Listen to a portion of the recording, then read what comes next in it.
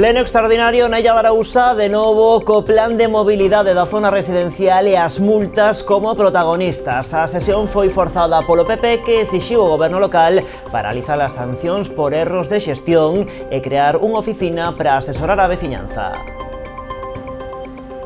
Que tal, saúdos? O Executivo Insular deféndese reducindo eses erros a menos do 1% das 10.000 matrículas xestionadas. Vémolo de contado, agora os titulares. O Concello de Noia precinta un treito do paseo marítimo. Un forte refacho de vento parece estar detrás do derrube dunha parte da varanda de seguridade desta infraestructura que acabou tirada. A AMPA do Colexio de Rubiáns en Vilagarcía volve recorrer ao BNG para levar o problema dos horarios do centro ao Parlamento de Galicia. Piden adiantar o inicio da xornada lectiva para mellorar a conciliación e que a rapazada teña máis tempo para xantar no comedor. Lamentan que hai case un ano que están a solicitar unha reunión con Educación sen obter resposta. A Deputación da Coruña subvencionará a renovación do campo de fútbol de Cabanetán en Lousame. A actuación cun orzamento de máis de 200.000 euros suporá unha importante mellora nesta instalación deportiva. Nas novas falaremos tamén dunha iniciativa para previr as demencias no rural de Pontevedra. A FAPO e a Asociación Boa Vida acaban de formalizar un convenio para este obxectivo. A través do programa Vida Compartida realizaránse obradoiros de balde baseados na expresión artística e na interacción social nas parroquias de Cerponzóns e Santa María de Xeve. EMEIS prepárase para conmemorar o Día Internacional da Muller coa quinta edición da súa andaina do 8M que se vai celebrar nesa xornada ao cadrar en domingo. A iniciativa ten este ano como escenario a parroquia de San Martiño. Os fondos que se recaden irán íntegramente a ADICAM, colectivo de persoas enfermas de cancro de mama e oncolóxicos. Pois con todo isto comezamos. Están vendo as novas do día en Canal Rías Baixas.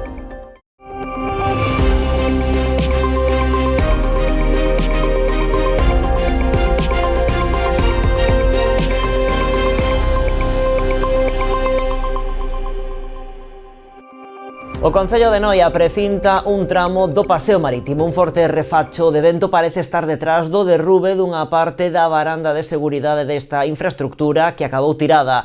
Dende o Concello alertan do perigo, pedindo á veciñanza que non se achegue á pasarela para evitar posibles riscos e garantir a seguridade no lugar. Axentes da Policía Local e membros do Grupo Municipal de Emerxencias procederon ao precintado da zona afectada. O Executivo noiés xa mantivo unha reunión con Portos de Galicia, entidade propietaria da infraestructura, trasladándolle a solicitude do seu arranxo integral, incidindo na urxencia de actuar debido ao deteriorado que presenta a infraestructura.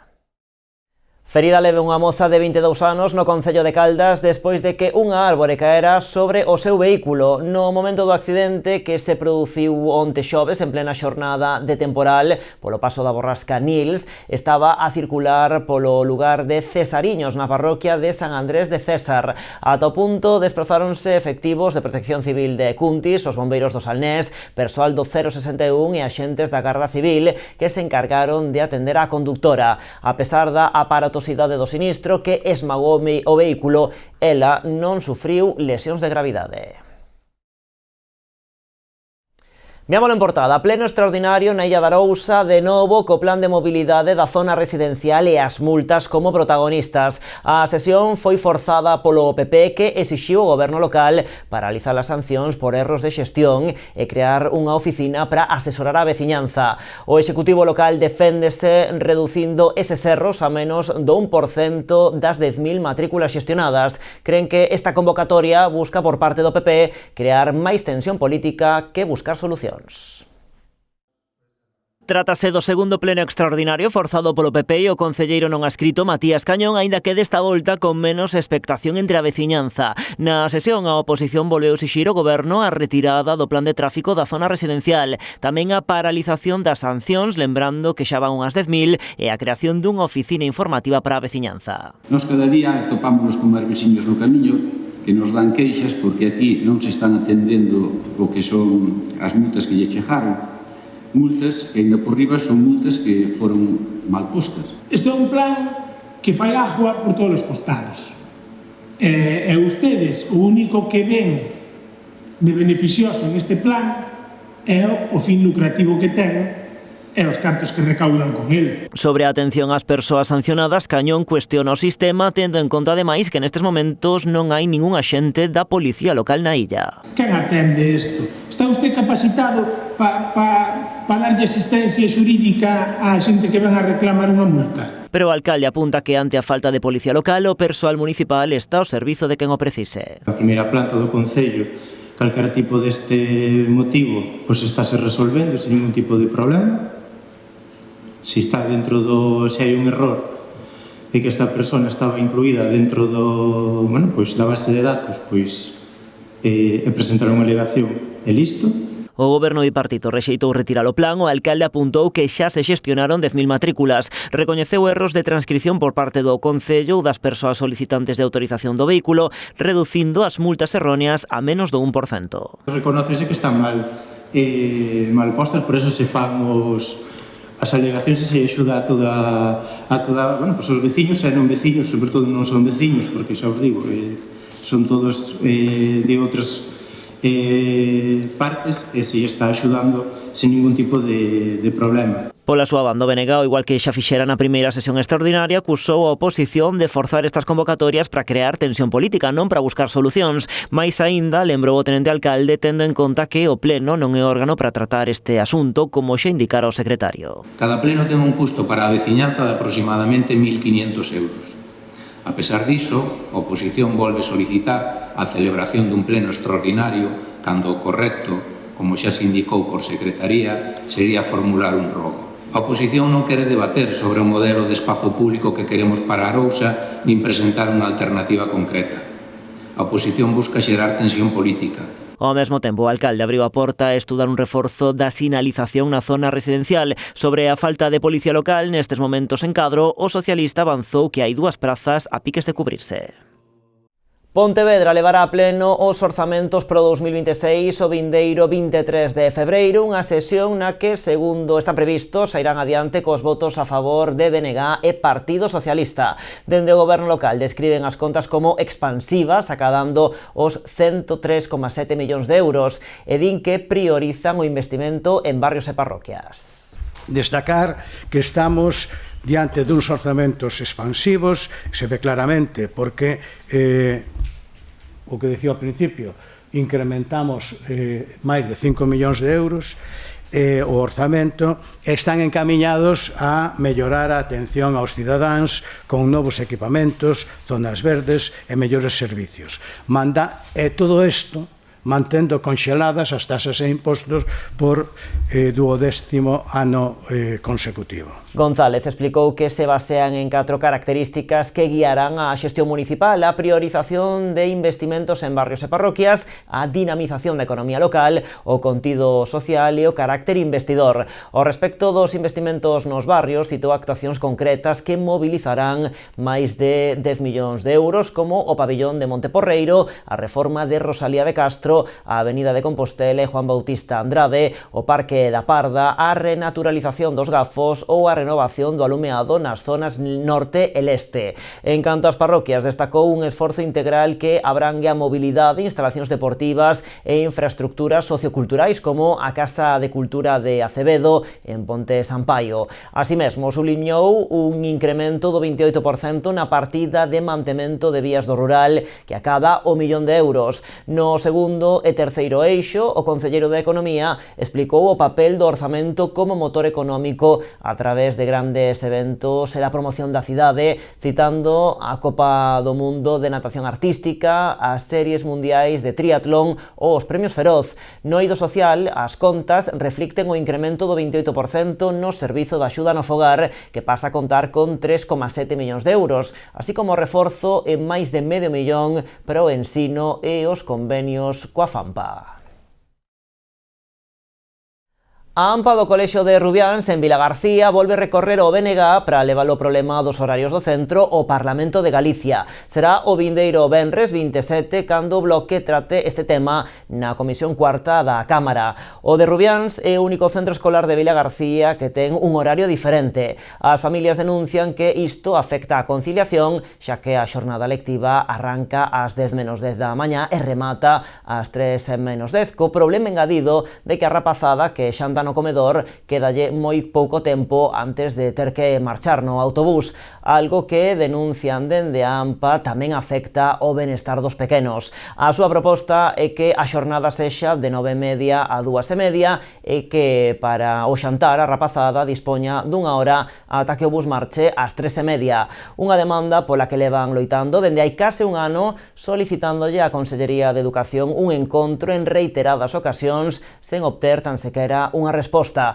As nais e pais si conseguiron reunirse no pasado mes de novembro coa subxefa de mobilidade que se comprometeu de palabra a facer un informe favorable sobre as súas peticións na parte que afecta o autobús, aproveitando a fin da actual concesión. Pero dende a AMPA denuncian que, a fin de contas, quen ten a última palabra para este cambio é Educación. O que imos a demandar no Parlamento é que escoiten a comunidade educativa, que atendan as súas demandas, que rematen coa política de non escoitalos e que se solucionen o problema. Un problema moi sinxelo de solucionar e que ademais agora é un momento en que vaise a abrir os novos pregos para a nova concesión do transporte e é un momento de escoitar estas reivindicacións, non? 10 meses de loita. Como ben sabedes, temos un horario que imposibilita a conciliación, pero o peor é que perxudica seriamente a saúde dos nosos rapaces. Entonces, novamente, vou aproveitar que estamos aquí para volver a pedir públicamente unha reunión con algún responsable de educación, porque non nos dan recibido, non hai maneira ni por activa ni por pasiva. Diariamente se lle envían correos electrónicos, non contestan.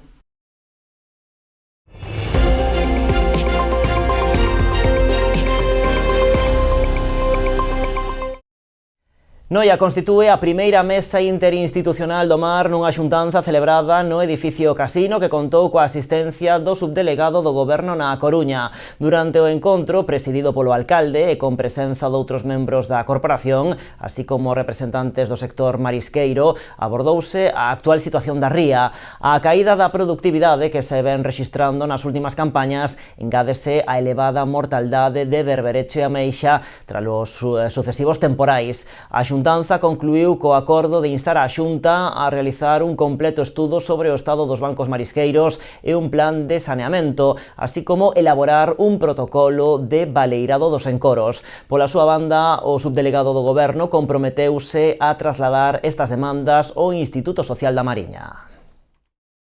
E agora estamos en Ribeira, ali o Concello acaba de publicar a licitación do Servizo Profesional de Asesoramento Xurídico en materia de estranxeiría e asilo, cun orzamento base de 11.000 euros. O contrato terá unha duración dun ano dende abril de 2026 ata abril de 2027, ambos incluídos, e estará orientado a reforzar a atención que o Departamento de Servizos Sociais presta a persoas migrantes do municipio. O servizo facilitará información, orientación e acompañamento nos complexos procesos administrativos vinculados ao dereito de estranxeiría e á protección internacional, co propósito de evitar erros na tramitación e mellorar as posibilidades de éxito das solicitudes. Segundo indican dende o Concello, este servizo vai facilitar a inclusión de todas as persoas migrantes que residen no municipio, con especial atención a aquelas que se atopan en situación de risco ou exclusión social. Pois seguimos en Ribeira, ali o BNG presenta unha proposta para crear un gran espazo verde na Avenida das Carolinas, na que se inclúa tamén unha ampla zona de estacionamento. Segundo os nacionalistas, o proxecto enmárcase no seu modelo de cidade, poñendo as persoas no centro.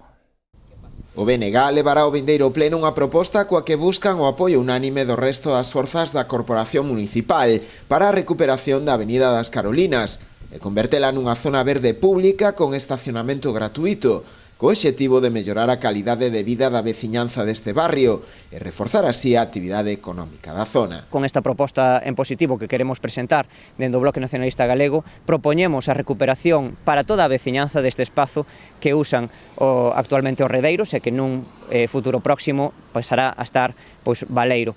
Consideramos que é un espazo idóneo para establecer un espazo infantil máis grande, unha zona verde para reverdecer o barrio das Carolinas e tamén para facer algo moi importante para todos os comercios que hai nesta zona, que é aumentar as plazas de estacionamento gratuito, coa cal deixar aquí o coche e poder consumir nos comercios que hai aquí, ou, por exemplo, deixar o coche para baixar a Ribeira ou incluso ir á praia. Os nacionalistas aproveitaron tamén a ocasión para reclamarlle á Xunta que deixe de bloquear proxectos que son positivos para a veciñanza da localidade e faga a reversión ao Concello daqueles terreos en uso vinculado á actividade marítima. Vimos nos últimos anos acostumados a ver como a Consellería do Mar e Portos de Galiza nomeadamente estiveron poñendo pedras no camiño a todos os proxectos que eran positivos para a Ribeira. Véxase as festas de Ribeira, véxase o uso do espazo que non é estritamente portuario e queremos que se reverta todo o espazo que non sexa estritamente portuario ao Concello de Ribeira. Iso contribuiría a crear uns espazos que sexan propios do Concello de Ribeira, no que non haxa que pagar tasas abusivas por facer actividades tanto culturais, deportivas, como de ocio, e, ademais, aforraríalle moitísimos trámites burocráticos complexos ás asociacións culturais e deportivas que queran facer actividades en zonas, por exemplo, como son as do Malecón, que non teñen un uso estritamente portuario, onde, ademais, temos moitos negocios, como a hostelería, que pagan unhas tasas 4 veces superiores ás que cobra o Concello de Ribeira polos mesmos espazos. Rianxo e Boiro traballan de xeito conxunto na habilitación dun centro de acollida de animais abandonados. O proxecto, pro que buscan financiamento, forma parte da nova liña de colaboración iniciada dende a Mancomunidade Barbanza-Arousa, co fin de optimizar os recursos públicos e abaratar custos. Os concellos de Rianxo e Boiro traballan de xeito conxunto nun proxecto que posibilitará a construción dun centro de acollida de animais abandonados. O recinto, que estará emprazado no lugar de Triñáns, na parroquia boirense de Abanqueiro, virá a dar resposta a unha necesidade de ambos municipios, que na actualidade teñen externalizado este servizo. A xestión conxunta do centro permitirálle optimizar esta prestación, o tempo que abaratarían custes. Tanto nun concello como noutro, veu supoñendo un importante custo anual para as arcas municipais, e tamén entendemos que hai marxe de mellora na propia prestación do servicio nos dous concellos. Por tanto, con esa finalidade, sentámonos a traballar, estudamos as distintas posibilidades e chegamos á conclusión de que impulsar este centro conxunto de recolle, este centro compartido, podía beneficiar en todos eses ámbitos. Por un lado, abaratar os custos da prestación do servicio e prestalo dunha maneira moito máis eficaz. Por exemplo, hoxe, cando recollemos un can abandonado, por poñer un exemplo, este trasládase ao centro de acollida de referencia que temos, que está en Zas. Iso, por suposto, ten uns custos, pero, ademais, aquela persoa que reclama ese can perdido ten que desplazarse a este centro para recollelo. Por tanto, entendemos que beneficiará tamén aos veciños que ese centro este aquí próximo e aos efectos de fomentar unha adopción destes animais que están aí e que non teñen dono, tamén o feito de que este aquí próximo, seguro que nos beneficia moito. Os dous concellos atópanse actualmente no proceso de busca de financiamento para levar a cabo este proxecto. Trátase da nova liña de colaboración que manteñen dende hai algún tempo estes dous municipios, en clara sintonía tamén co traballo que desenvolven a través da Mancomunidade Barbanza-Arousa. Este proxecto realmente hai que contextualizalo xa nun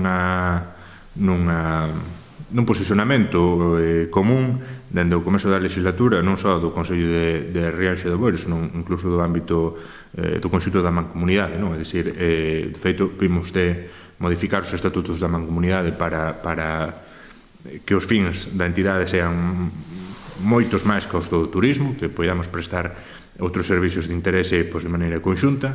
Entón, con ese mesmo sentido, hai outros proxectos, hai outras actuacións que tamén vimos analizando, se non entre todos, entre algún dos consellos que formamos parte desa mancomunidade. Bueno, e a volta da publicidade, entre outros asuntos, coñecemos os detalles desa quinta andaina solidaria do 8M no Concello de Meis.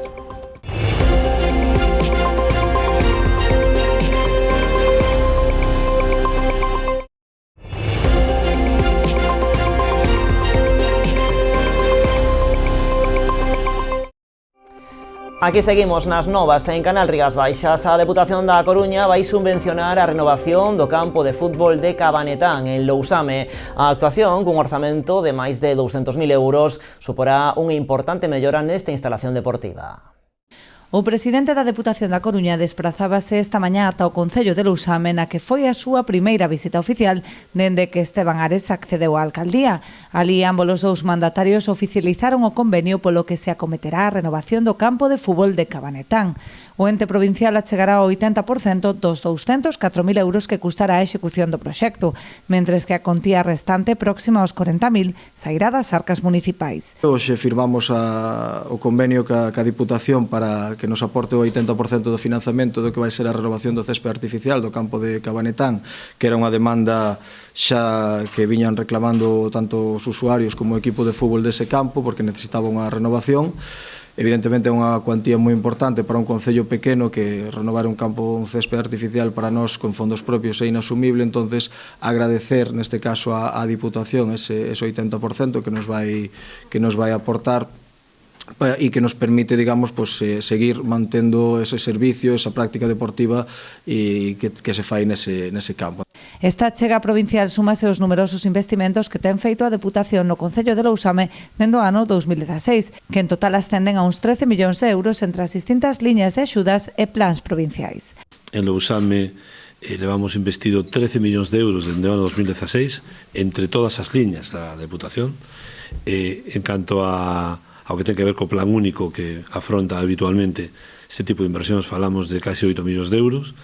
En este caso un convenio que acabamos de asinar o alcalde Maiseu, que é extraordinario, é dicir, vai a maiores da financiación ordinaria da Deputación hacia Lousame. Precisamente unha desas actuacións foi a mellora acometida na estrada de Pousada a Carantoña, que supuxo un investimento de máis de 50.000 euros con cargo ao plan único.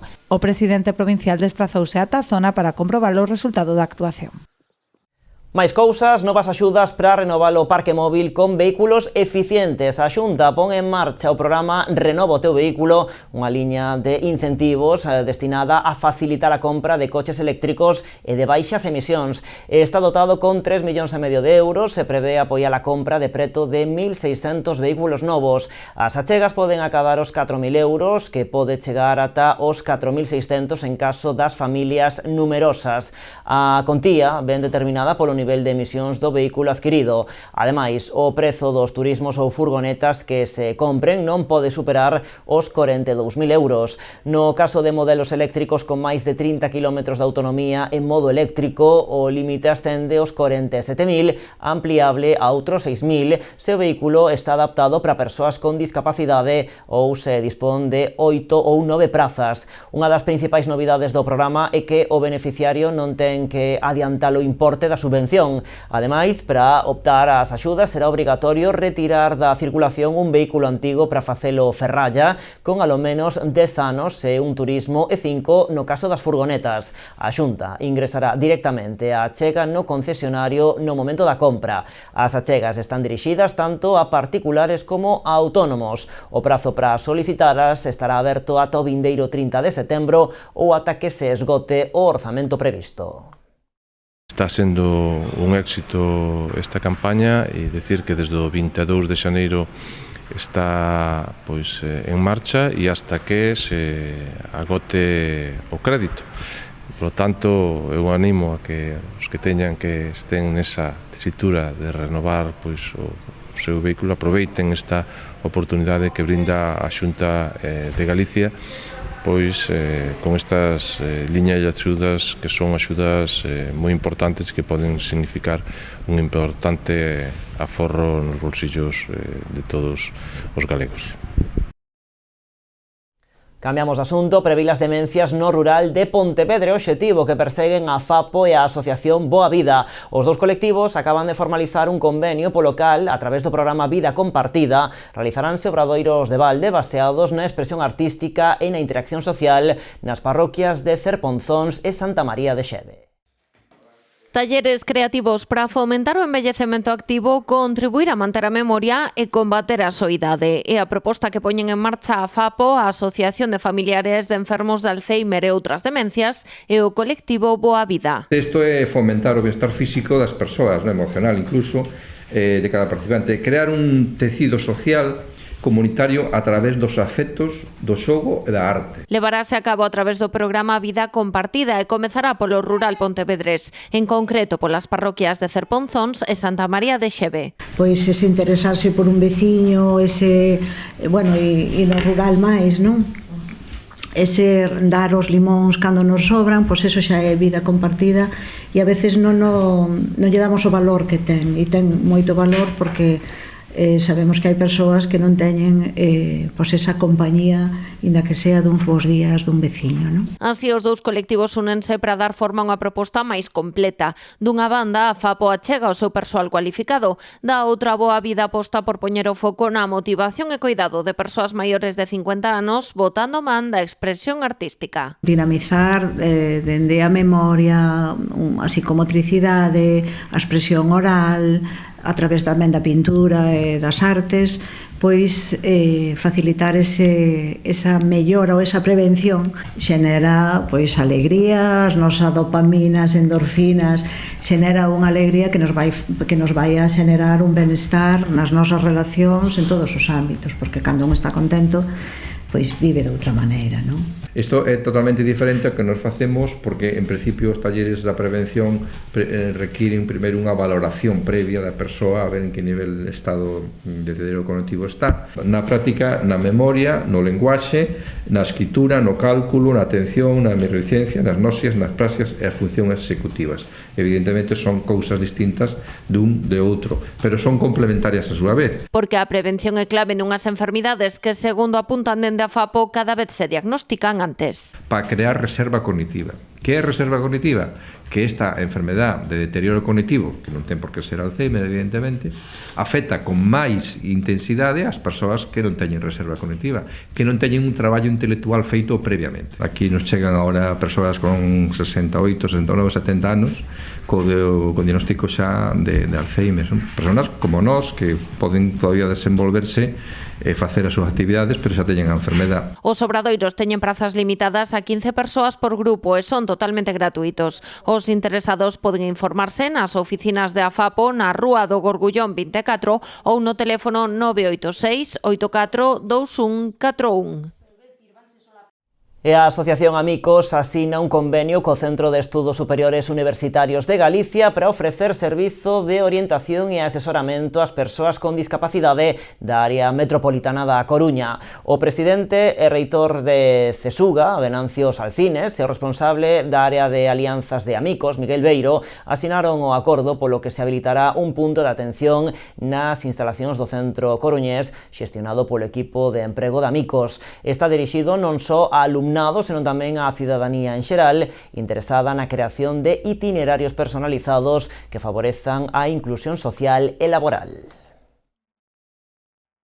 Meis prepárase para conmemorar o Día Internacional da Muller. O Concello organiza a quinta edición da súa andaina solidaria do 8M, unha cita que este ano vai se celebrar nesa mesma xornada o Cadrarén domingo.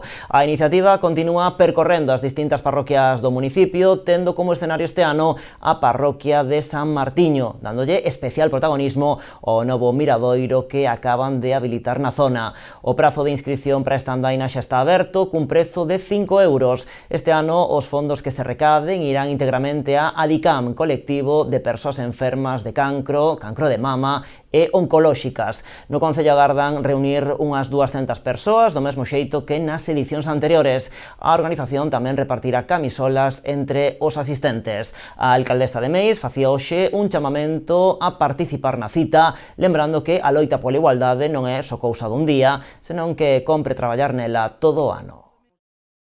A inscripción, que xa está aberta desde o día de hoxe na páxina Magma Sport, que é a páxina que facemos habitualmente, costa 5 euros, e que é totalmente solidario, quero dicir, esos cartos este ano se van a dedicar íntegramente a ADICAM, que, como sabedes, é unha asociación de enfermos e enfermas de cancro de mama e oncolóxicos, que naceu en Cangas no seu día, no Morrazo, e que hoxe en día ten máis de 2.000 socios e socias, e que toda a recaudación vai a ser para eles e para elas, e que tamén van a estar presentes o día da Andaina con un posto no que se poderán ter información das súas actividades e tamén comprar o merchandising que teñan a disposición.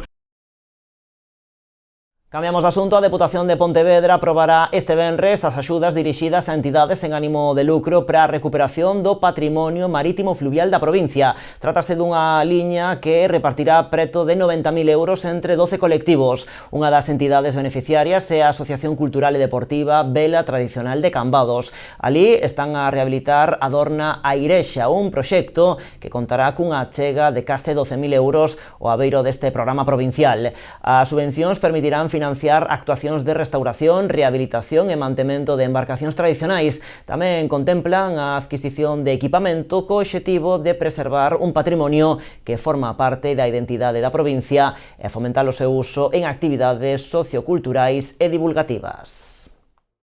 Vai ir arbolada con vela cangrexa, como levaba comigo os últimos 40 anos, e, xa non daba máis de sí, cedeuse a asociación para, a través de organismos como a Deputación que poñen en marcha estes proxectos interesantísimos, poder recuperar e volver a renacer a Dorna Irexa, que volva a navegar. Son 90.000 euros que se destinan na provincia de Pontevedra a recuperar estes, de verdade, vemos hoxe aquí esta dorna, estes símbolos da nosa tradición, estes símbolos da nosa costa da provincia de Pontevedra. Desde a Deputación de Pontevedra vamos a seguir colaborando e poñer en valor, sobre todo, como dicía Fernando, que esta dorna vai usar para temas turísticos como aula, como formación, o sea que vai ser un escaparate máis do que Rías Baixas.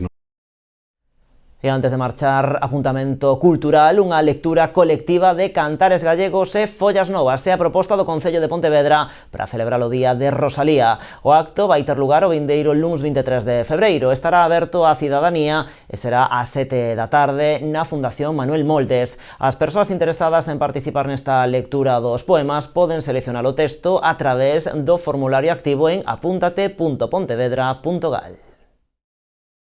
También acompañados por a ELGA, por a Asociación de Escritores e Escritoras en Lingua Galega, que van colaborando con eles e con elas, porque vai estar Alicia Fernández Rodríguez, que vai ser a conductora do acto, e ademais quen vai ler o manifesto que este ano parte do lema que propón a Real Academia, que é "Mais eles tamén perdidos", un verso de Rosalía. É un manifesto impresionante, espectacular, unha maravilla, a partir de versos de Rosalía explicando a situación do mundo actual, para que vexamos como Rosalía está de completa actualidade.